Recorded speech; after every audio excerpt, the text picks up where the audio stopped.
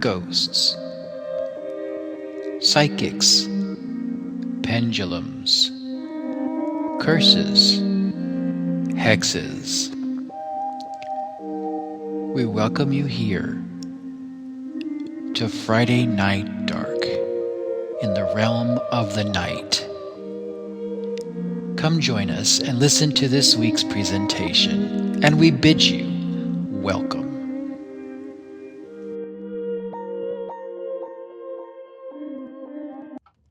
Good evening. This is Drew, and I welcome you back to Friday Night Dark. Hey, tonight I'm going to be talking a little bit about past life memories. Now, I know a lot of people talk about reincarnation. They talk about, past lives, like, in my previous life, I was a blah.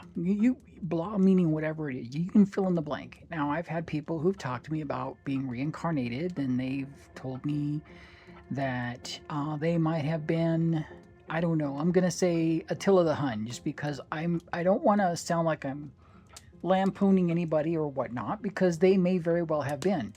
My story for that is that there was a movie I watched once, and it was all based on the idea that there was these three kids that were brought into some like a Taoist temple or something like that, and they were saying that they were the next.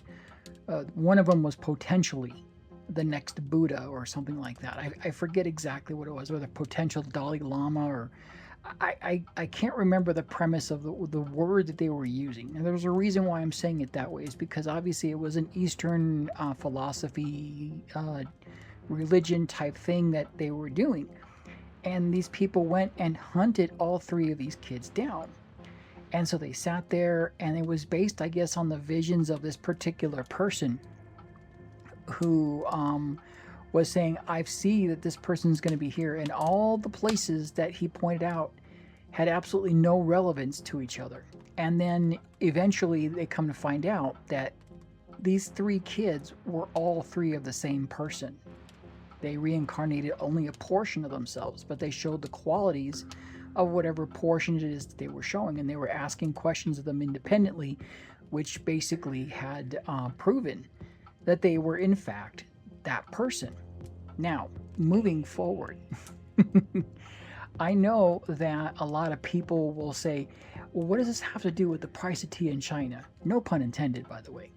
And that really is the point, is that past lives sometimes aren't necessarily displayed in what people say is the I can't, what's the word I'm looking for here? It's not displayed in the things that people know. It has a lot to do with the things that they describe or they talk about in general. And that's where this whole thing comes about, because when I brought up those three kids and I'm talking about what happened with them, it's because they also had their own experiences they couldn't explain. And that's one of the things that people forget, is that there are two sides to this. There's the part that someone has the presence of mind to realize that someone is talking about something that isn't really their own memory, and that should stick out.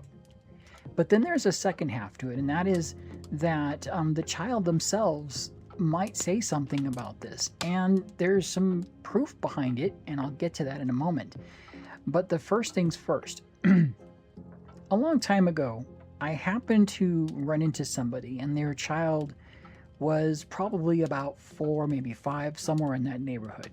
Now, just bear in mind that they were someone that I talked to occasionally. They weren't, like best friends or whatnot. They weren't that friend that would come over unannounced, or and we'd sit in the backyard and chat and, drink together or whatever. No, far from it. They were someone I saw occasionally. And one instance I saw their child, and they were just sitting there just on the curb, and they were like, playing with something, and they did something odd. They actually had like this little like I don't know how to explain it. It looked like some kind of a picnic scene, but they laid all these people out, and it was a grim scene, because I recognized the way it was laid out reminded me of something of that guy that founded that, what was it called, the Faith Temple or the Unity Temple or something like that, or the People's Temple. by Jim Jones in Guyana. And I asked them specifically, I said, I want to know, I says, why did you do that? And they said, well, a long time ago, I remember seeing that all these people were on the ground and they were, taking a nap after having some Kool-Aid. And I asked them how long they've been, seeing that and, just not thinking about what I was saying. And they just said, oh, it's just something that I remember seeing, but I don't remember when. Now, fast forward, friend comes out because they see me there and I'm talking to their child. And they come over and they say, what are you guys talking about? And I said, oh, hey, and told them why I was there and what have you. And then I said, they had everything laid out here and I asked them what this was all about. And he sheepishly kind of pushed everything away and then told them, go clean yourself up and go inside now. I asked him, well, what is that? And he said, well, they've been saying this a lot. And I'm afraid to find out exactly what that is. And I says, I can tell you right now. I says, but I don't know if it's true or not. Perhaps maybe I'm not the person to answer that question for you. I says, but I will tell you this. I says, it is kind of interesting that there they are. And so part of what went on after that is that, was pretty much just related to some things that we were both involved in. But the other thing that was also interesting is that somewhere in there they said, that's not the first time I've ever seen him do that. And I'm wondering, what do you think? Meaning they were making reference to the kid again. And I said, well, I says, one thing I'm going to let you know, I says, that reminds me of Guyana. And I says, and I don't know if you know anything about that or not, or if you remember it.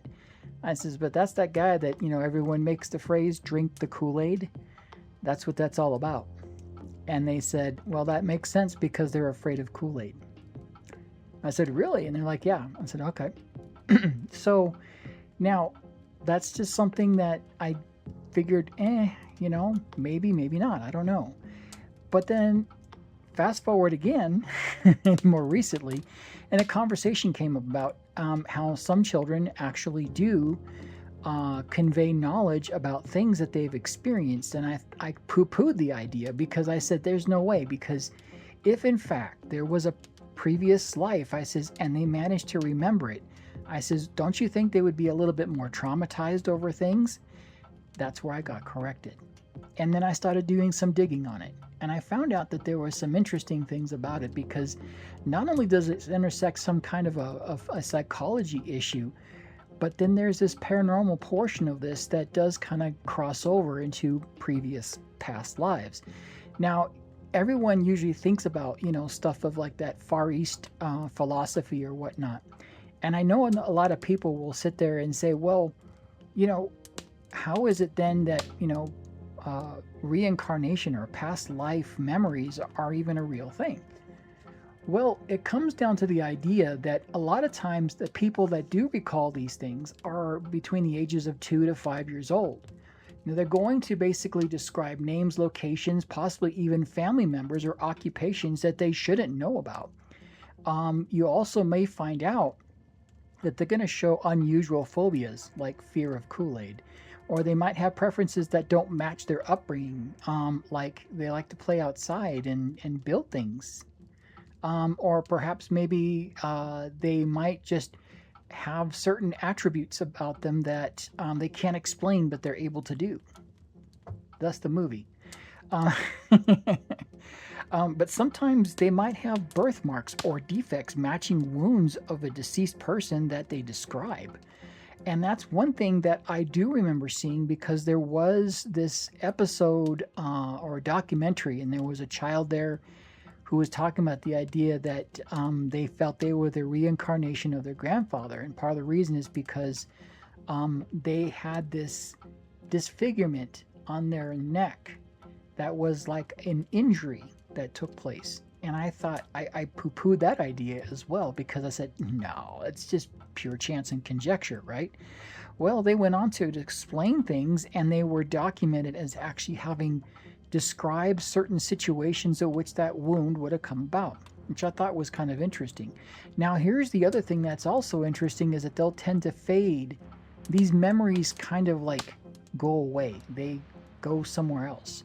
the problem is that they remember so vividly these ideas, and in some cases, some of the phobias that they actually experience also go away. And so it just kind of like presents another question: is that, well, why do they fade, and how is it that only certain kids remember but others don't?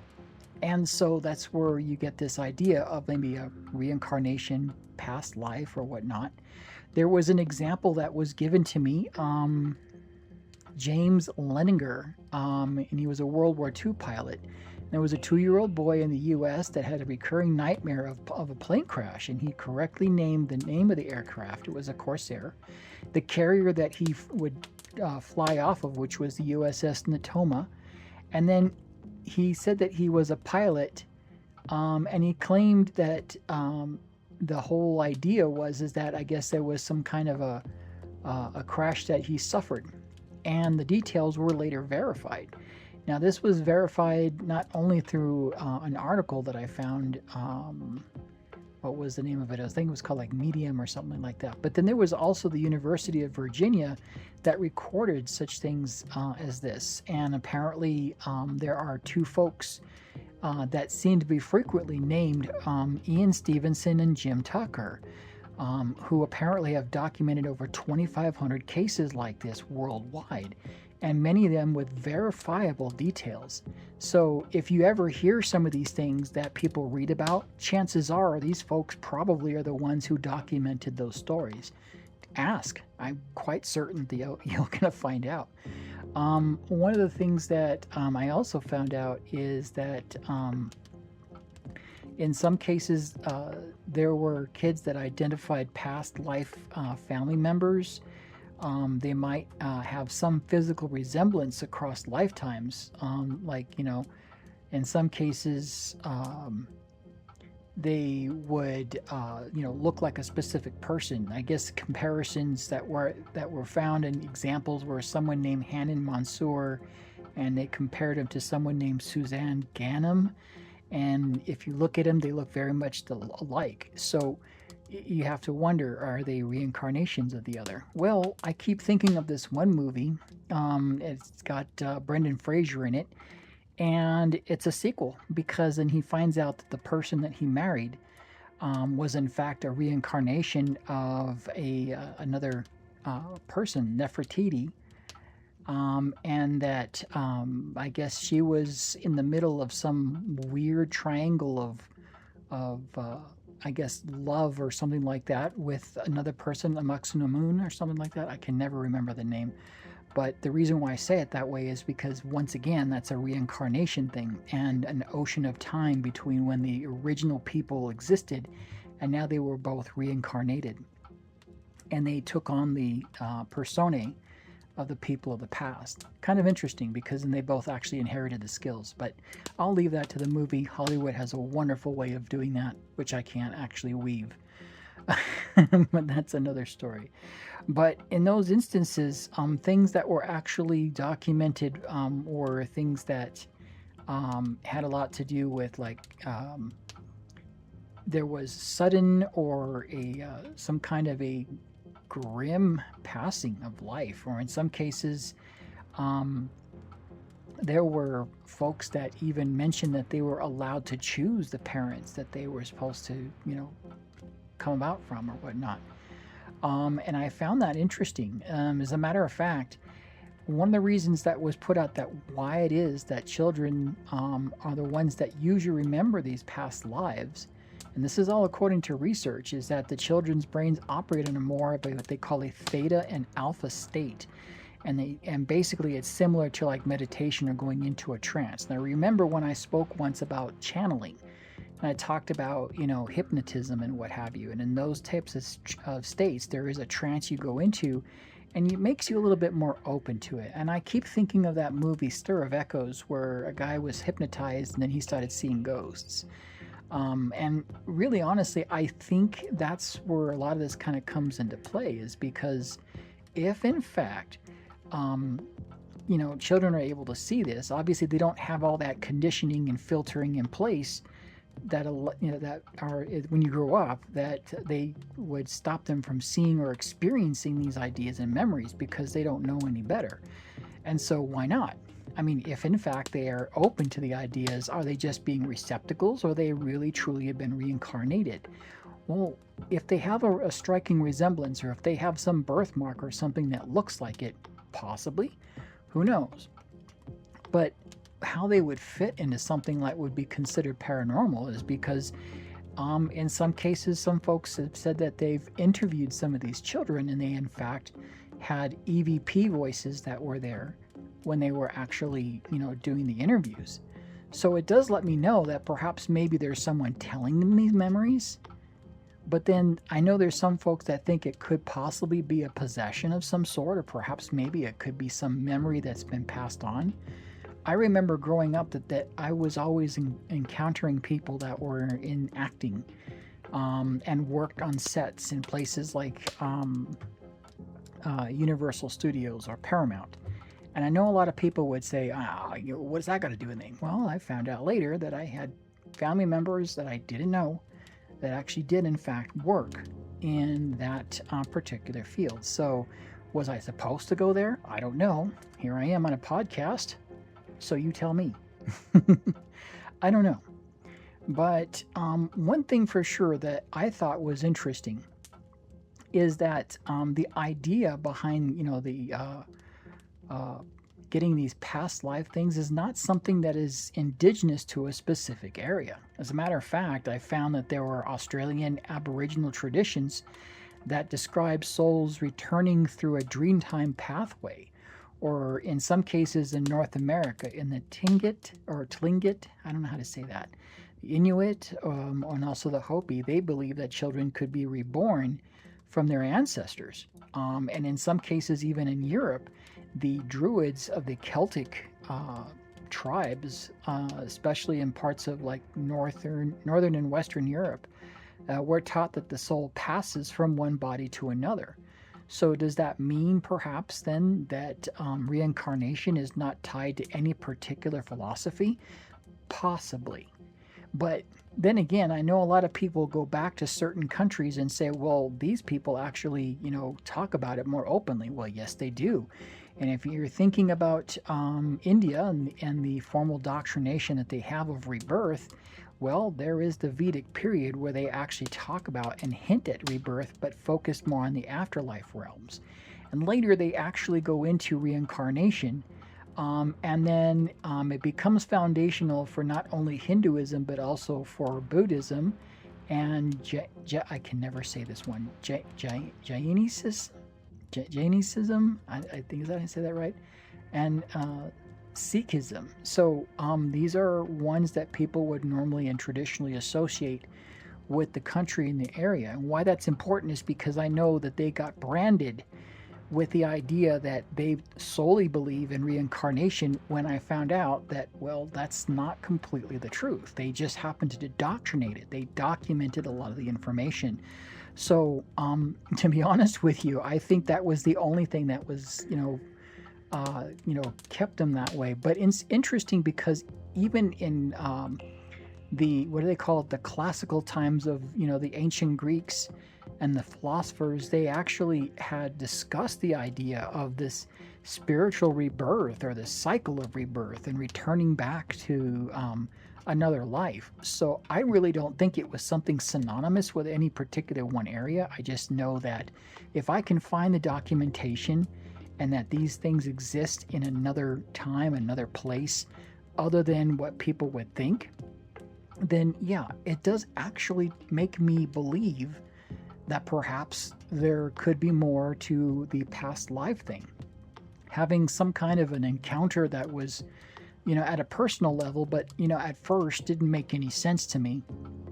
And talking to people who truly do believe that they might have been in their past lives certain people, then it would make a lot of sense that these people may have been a part of or whatnot, that as I gave in the previous example, the very beginning of all of this, that perhaps they might have some portion or an attribute to this person.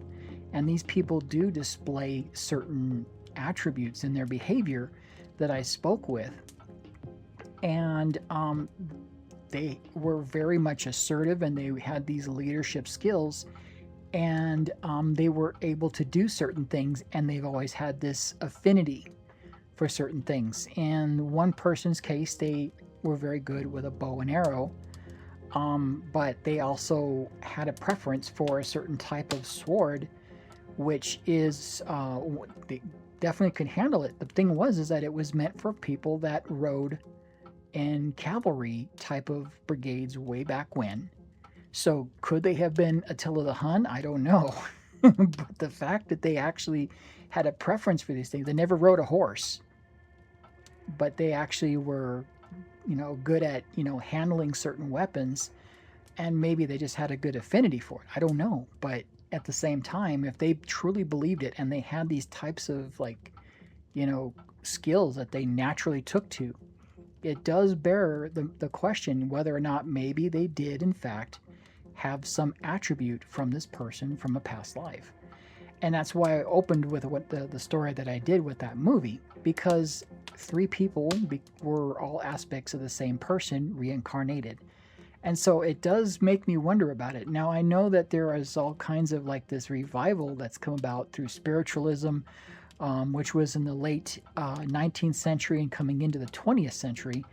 But then you also have, physical research that took place. And, as I mentioned before, when you have names that are associated with a specific university, and that's the University of Virginia, that's Ian Stevenson and Jim Tucker, who actually went out of their way to document this. And from what I understand, they are still documenting these cases. So they might have more than the 2,500 cases that I was reading about as I was going through my stuff. So now the one thing for sure, Ian Stevenson, like I said, I know he was part of University of Virginia, and he began systematically studying the children's past life memories back in the 60s, 1960s, sorry. I forget, sometimes I might have people who were born more in the 2000s. And yeah, 2026, and I keep thinking that. It still blows my mind. But anyway, I'm losing track here. The one thing that sticks out is that he did note that some of the patterns, again, were 2 to 6. There were birthmarks that he did find that some of these kids had, matching fatal wounds, in some cases verified names, places, and deaths. And of course, they would start to fade, these memories and sometimes phobias, around the age of 7.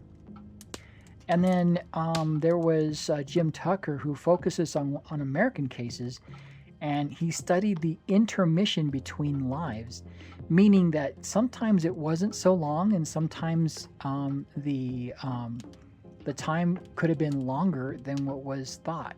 In some cases, they could be a very long time.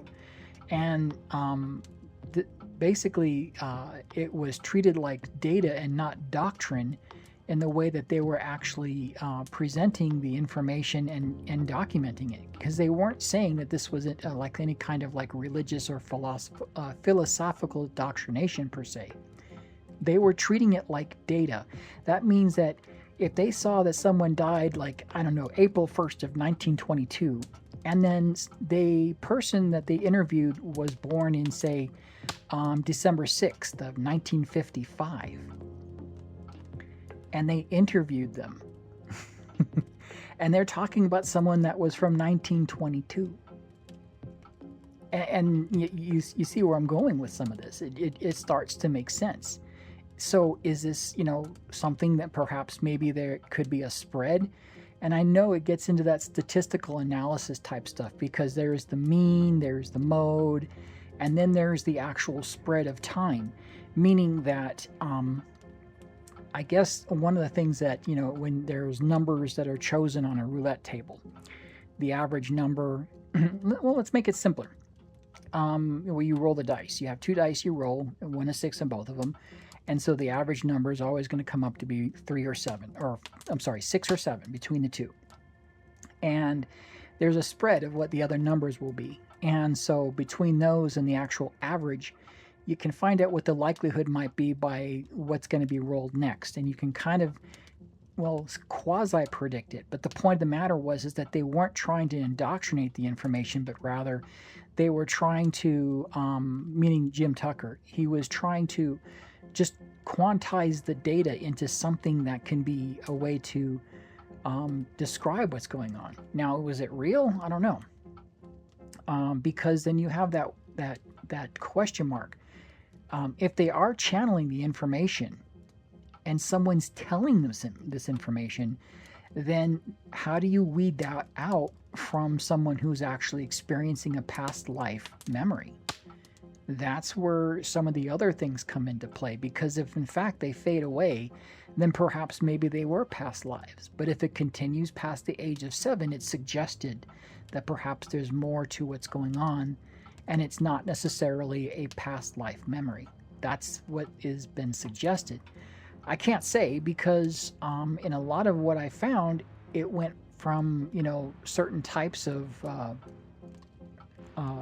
descriptions and people, to then all of a sudden it went to like, how long before someone passes away that they're allowed to choose to come back, or in some cases some of the other questions that came about were, do they have to choose people that they're related to, or can they choose people that are totally non-related? There have been documented cases both ways. And so if in fact it's something that it does fill in the blanks and fits the data a certain way, perhaps it might very well be, but there are anomalies. And so then it calls to question whether or not there may be other aspects that need to be considered. I'll let you be the judge of that, because as I was going through all of this, I had to sit there and kind of weed through everything to say, oh, well, it could be one way or the other. I don't know, but how do I present this? And I kept asking questions after questions after questions. And so I figure, if there is some kind of continuity of consciousness that takes place, and it's already an inherently believed type of thing, wouldn't someone want to naturally conclude that children could inhabit these types of states that allow them to remember things from a lifetime that they didn't experience yet? Well, that's one thing that's there. And if it only happens in children, is there a way perhaps that you could do that when you're an adult and try to recall those memories? It's possible, and we've talked about hypnosis, and there are some people who've done that past life regression, and what happens in those cases. So it would make one think that perhaps these could be some kind of, I don't know, a suggestion, a possibility. I'll let you fill in the blanks there. But herein is the question, whether or not this is something that can be not only documented, but it could also be something that could be repeatable. And apparently there are 2,500 cases that say that this is a process that has been repeated, but it just hasn't been noticed except by a few people. And namely, they seem to be centered around a specific university. I may have to go visit them one day, but there you go. So what do you think? Do you think that these past life memories might be something inherently born with the person who's telling the experience between the ages of 2 and 5? Or perhaps maybe they could be more? Are these people natural channelers, or do you think that they might have other attributes to them, like my friend that I mentioned? Maybe. I'll let you be the judge. But if you decide to look this up, and I encourage that you do, I'm sure you're probably going to find a few surprises about this along the way. And hopefully somewhere in there you might start talking about it. If you do, hopefully you start talking about it with me. Where else? Friday Night Dark at nitrax.com. Hey, this is Drew, and I bid you good night.